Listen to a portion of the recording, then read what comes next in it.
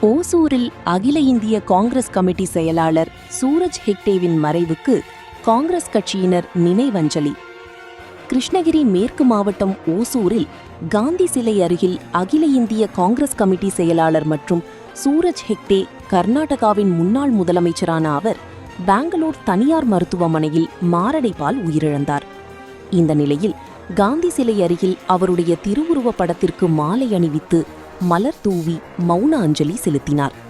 இந்த நிகழ்வின் போது காங்கிரஸ் கட்சியின் மூத்த நிர்வாகி சின்ன குட்லப்பா, மாநகர தலைவர் சாதிக் கான், மாநில செயற்குழு உறுப்பினர் நீலகண்டன், மாவட்ட துணைத் தலைவர் VM பிரவீன்குமார், மூத்த நிர்வாகி சீனிவாச ரெட்டி, அக்பர், நதியும், சாதிக் பாஷா, தமிழ்வாணன், ஆனந்த் பகாஷ்கான், பன்னு, ராமண்ணா, சலீம், ராமு, முபாரக், கார்த்திக், பாபா, மாவட்ட தலைவி சரோஜா, காங்கிரஸ் கட்சியின் மாவட்ட ஒருங்கிணைப்பாளர் விங்கா உட்பட பொறுப்பாளர்கள் என பலர் கலந்து கொண்டு மௌன அஞ்சலி செலுத்தினார்கள்.